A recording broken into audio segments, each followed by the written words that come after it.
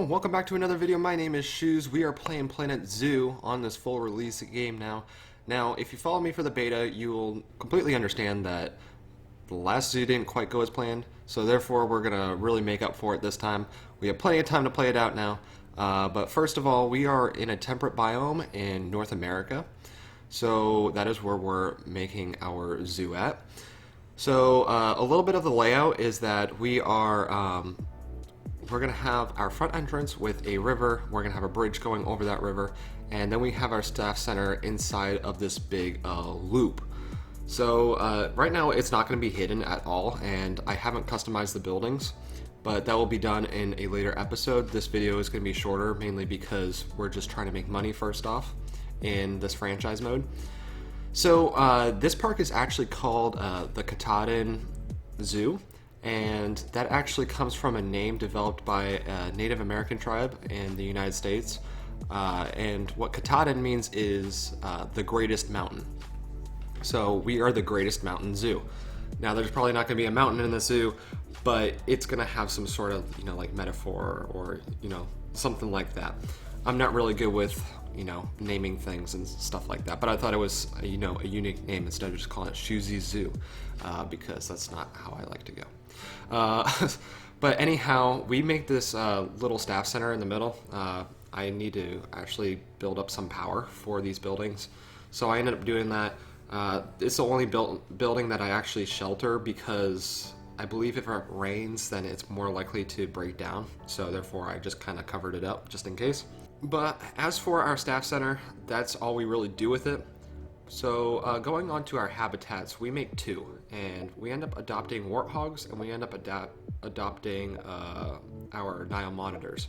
Now, I wanted to do a different animal, but these were like the cheapest ones I could find as for conservation credits. So in order for us to get better animals in the future, I decided just, I guess I just have to deal with what I have right here.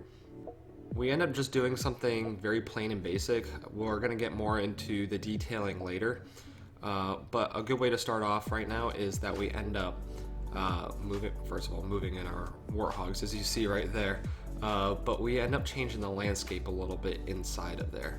Now obviously in order to get money, you have to add donation bins outside, therefore I did that, but I end up digging a little trench for them, and I try to smooth it as much as I can by removing the barrier and trying to build the barrier into it. So what I actually end up doing is I lower it instead of having to make it windows. It kind of just gives it more of a natural look in a zoo. Typically you don't see a lot of like windows in these types of structures, unless if it's like, like a lion habitat or like, any sort of aggressive big animal. But essentially we only pick out two small animals from different species. So we have two warthogs and we'll only have one Nile Monitor for now. But we only have two species which are smaller animals. The reason why I did that is because toward the middle of our park is where we're going to have a lot of the smaller animals. And as you go further out from the center of the park, you're actually going to find your larger animals and your larger habitats. So I feel like that gives the zoo, I just feel like that gives it a better feel. So we're just going to see how that works out. But right here, I end up customizing our own little shelter. Nothing too special. And the reason why it's nothing too special is because, one, I don't have many things researched. And two, as for a zoo, usually they don't always go for this really, like, creative design some of the time.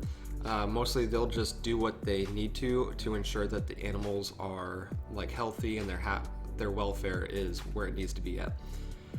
So it's a very simple habitat, nothing too much to it. Now adding on to that, I end up throwing a little keeper's hut in the back, nothing too special. I'll end up moving it later and kind of incorporating it a little bit better.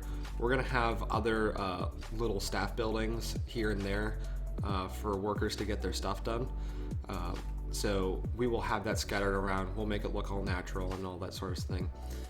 I end up doing some research so we can get started on actually doing some cool stuff. And I am throwing some education boards just randomly because it's going to make my guests happier and hopefully provide more money for me later. So I throw all that in. And over here we start making the Nile Monitors habitat. It was a little bit small when I first started off, so I had to extend it a little bit later, which you'll see. But it's gonna essentially be the same size as the warthogs, possibly a little smaller. I do a null barrier here just to kind of get a rough estimate. I don't want to spend too much money and then have to move everything around later.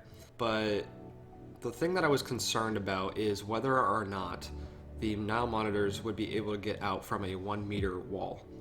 And it turns out that they have not been jumping out yet or trying to get out yet. So that's good news. Over here I make a little bit of divot just to put in our donation box, so it gives us a little bit more room to work with. You will also see that I will change the front of the habitat wall. So instead of having all brick, I end up adding some glass there because the Nile Monitors they're very small animals, so it's kind of hard to see them. If they're kind of like right up against the wall, then it doesn't work out the best for our guests. So I end up making a little pond, very nice for them. I'm gonna end up decorating it a little bit more with some more rock, but for now I just try to really add in all the welfare needs for this animal. Now the thing is too, I'm also doing research while I'm doing this, so the warthogs are getting their research done, and then we're going to move on to the Nile Monitors for research, which won't be completed during this video. But essentially we're just trying to get some enrichment items and better food sources for them. Over here I go back over the warthogs and end up adding some vegetation. Considering you are, considering they're animals and they live in the wild, you need some sort of vegetation. That's one thing that I really failed on last video. So essentially this is where I leave it off. We're going to add more vegetation later. No worries about that. There's a lot of decorating to do. We will do that, trust me. But for now, this is a short video. We're just getting started. There's lots to come, so be sure to subscribe, hit that thumbs up if you enjoyed, and I will talk to you guys in the next video.